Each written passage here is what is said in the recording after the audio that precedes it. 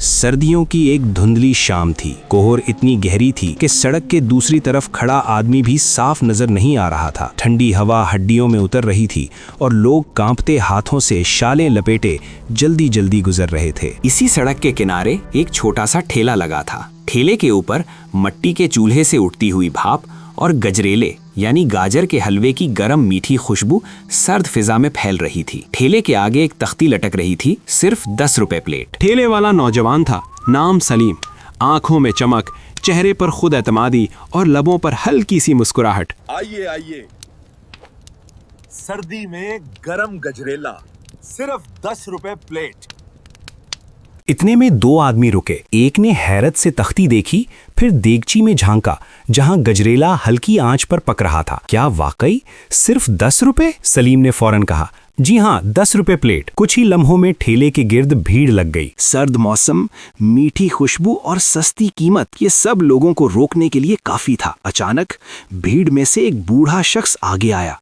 लरसते हाथ, बोसीदा कपड़े और आंखों में नमी। बेटा, उसकी आवाज सर्दी से कांप रही थी। कई दिन से कुछ मीठा नहीं खाया, एक प्लेट दे दो, अल्लाह तुम्हें इसका अजर देगा। सलीम ने एक नजर उसे देखा, फिर बेनियाजी से बोला, बाबा, मैंने नेकी बहुत कर ली है जिंदगी में। अगर गुनाह ना करता तो आज ये ठेला क्यों लगाता? पीछे हटो, और भी ग्राहक हैं। बूढ़ा खामोशी से पीछे हट गया।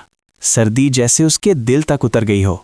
एक ग्राहक ने आवाज दी, भाई एक प्लेट देना। सलीम ने फौरन प्लेट निकाली, उसमें गजरेला डाला और सबको एक एक करके थमा दिया। वाह, क्या मजा है! सर्दियों में तो ये नेमत है। 10 रुपए में इतना शानदार गजरेला। तारीफों की बारिश हो रही थी और सलीम मुस्कुरा रहा था, लेकिन इस मुस्कुराहट में कुछ छुपा हुआ था। जब दो ग्राहक प्लेट साफ कर चुके, सलीम ने हाथ आगे बढ़ाया। आप दोनों के 60 रुपए हुए। 60? भाई, यहाँ तो लिखा है 10 रुपए प्लेट। सलीम ने ठंडे लहजे में कहा, प्लेट 10 रुपए की है, लेकिन इसमें जो गजरेला आपने खाया है वो 50 रुपए का है। इसके पैसे अलग हैं। एक लम्हे को खामोशी छा गई। ठंडी हवा के साथ साथ लोगों के दिल भी सहम गए।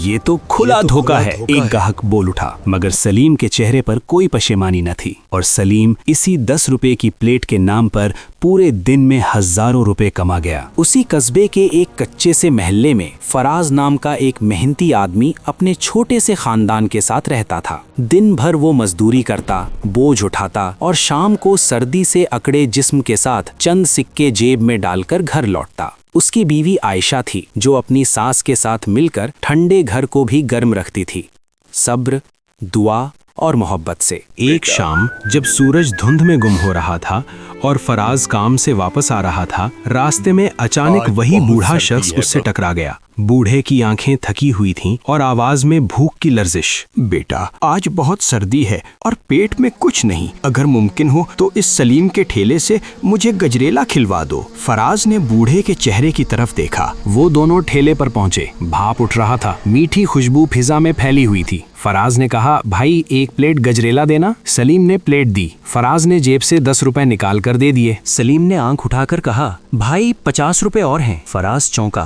क्यों भाई, प्लेट तो 10 रुपए की है ना? सलीम ने ठंडे लहजे में जवाब दिया, प्लेट 10 की है, मगर इसमें जो गजरेला है वो 50 रुपए का है। फराज एक लम्हा खामोश रहा, फिर हल्की सी मुस्कुराहट के साथ बोला, वाह भाई वाह, धोखे से रोजी कमाने का क्या खूब तरीका निकाला है तुमने। उसने जेब से 50 रुपए और निकाले और सलीम के हाथ में रख दिए।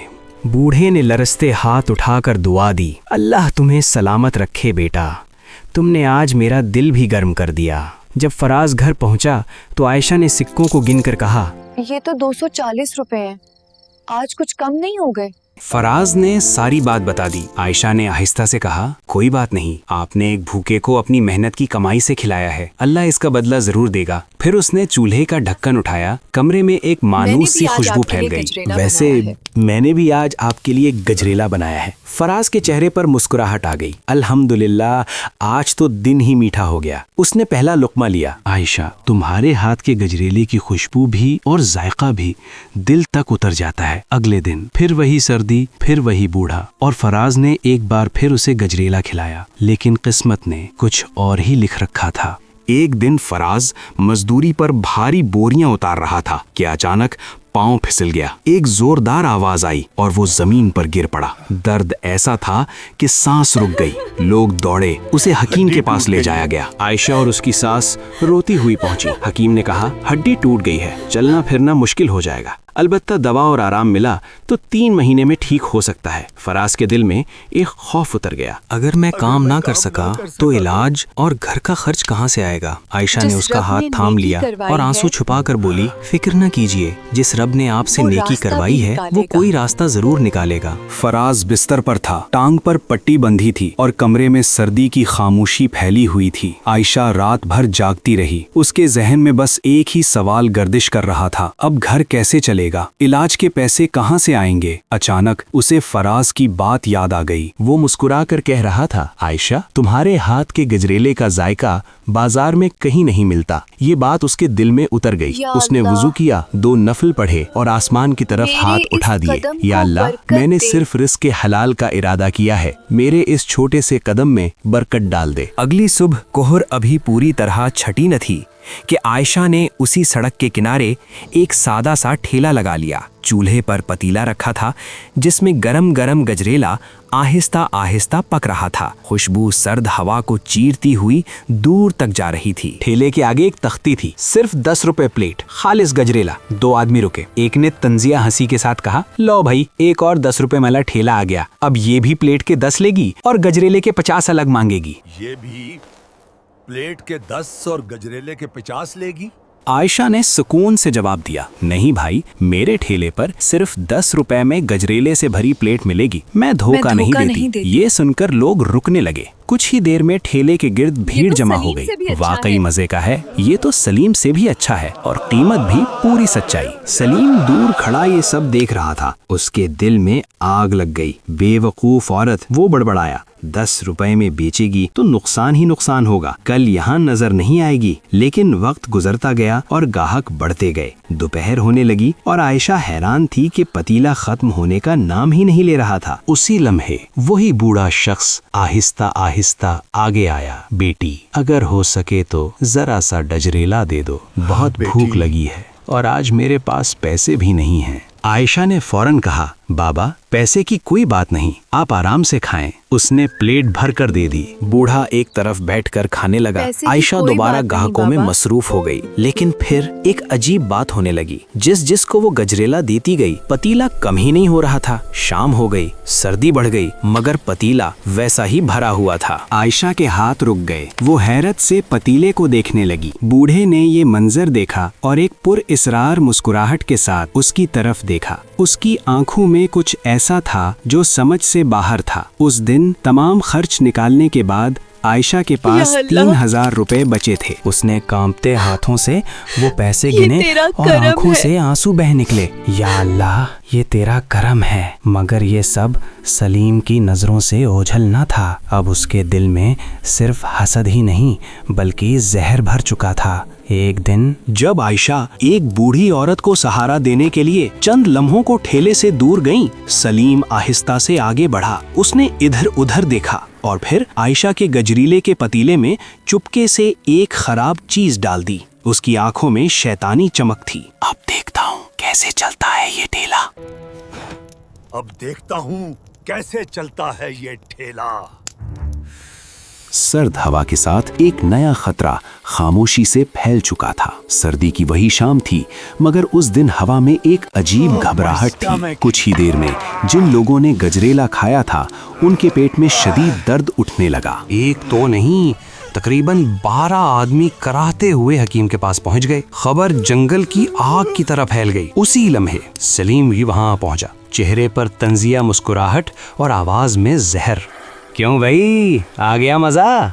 तुम लोग बड़े शौक से आयशा का सस्ता गजरेला खाते थे ना? यही अंजाम होता है। मेरा खाते तो आज ये हालत ना होती। लोगों का गुस्सा भड़क उठा। सब ने मिलकर फैसला किया, हम इस औरत को काजी शहर के सामने ले जाएंगे। ये सुनकर आयशा के कदम लरज गए। वो सीधी मस्जिद की तरफ गई। ठंडी जमीन पर बैठकर आंखों से आंसू बहाते हुए दुआ करने लगी। या अल्लाह, मैंने किसी को धोखा नहीं दिया, मैंने सिर्फ भूखों को खिलाया है, मुझे रुस्वा न करना। मेरा सहारा तो बस तू ही है। वो नहीं जानती थी कि मस्जिद के एक सुतून के पीछे वही बूढ़ा शख्स खामोशी से सब कुछ सुन रहा था।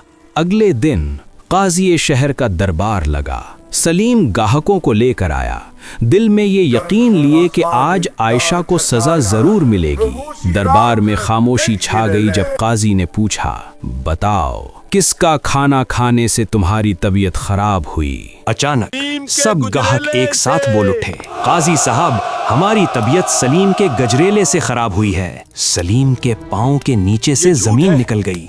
ये झूठ है, वो चीख पड़ा, ये सब पागल हो गए हैं, इन्होंने आयशा का गजरेला खाया था, मेरा नहीं। मगर एक भी गाहक अपने बयान से न हटा। काजी ने गहरी नजर से सलीम को देखा और कहा, धोखा, हसद और रिस्क हराम हमेशा अपने अंजाम को पहुंचता है। सलीम, तुम्हें 1 माह कैद की सजा दी जाती है। अदालत में सन्नाटा छा गया। अगले दिन सुबह सवेरे लोग आयशा के घर के बाहर जमा थे। आयशा का दिल कांप रहा था। उसे लगा शायद अब कोई नया इल्जाम आएगा, लेकिन एक आदमी आगे बढ़ा और बोला, बेटी, हमें पकड़ने नहीं आए, हमें तो तुम्हारा सच्चा और हलाल गजरेला खाना है, जल्दी से ठेला निकालो। आयशा की आंखों से शुक्र के आंसू बहने लगे। उस दिन के बाद उसका काम पहले से भी ज्यादा चल पड़ा। लोग दूर दूर से आने लगे। कैद खाने में सलीम दीवार से टेक लगाए सर पकड़े बैठा था। सबने अपना बयान अचानक कैसे बदल दिया। उसी लम्हे कैद खाने का दरवाजा खुला। वही बूढ़ा शख्स अंदर दाखिल हुआ। उसकी आवाज में वकार था। जो दूसरों के लिए गड्ढा खोदता है वो खुद उसमें गिरता है, और जो ईमानदारी और नेकी से रिज्क कमाता है अल्लाह खुद उसकी हिफाजत करता है। आयशा को बचाने वाला अल्लाह है, मैं तो बस एक जरिया था। ये कहकर वो नजरों से ओझल हो गया। कुछ महीनों बाद आयशा का ठेला एक बाकायदा दुकान बन चुका था। फराज का इलाज मुकम्मल हुआ। वो दोबारा अपने पांव पर खड़ा हो गया। अब दोनों मियाँ बीवी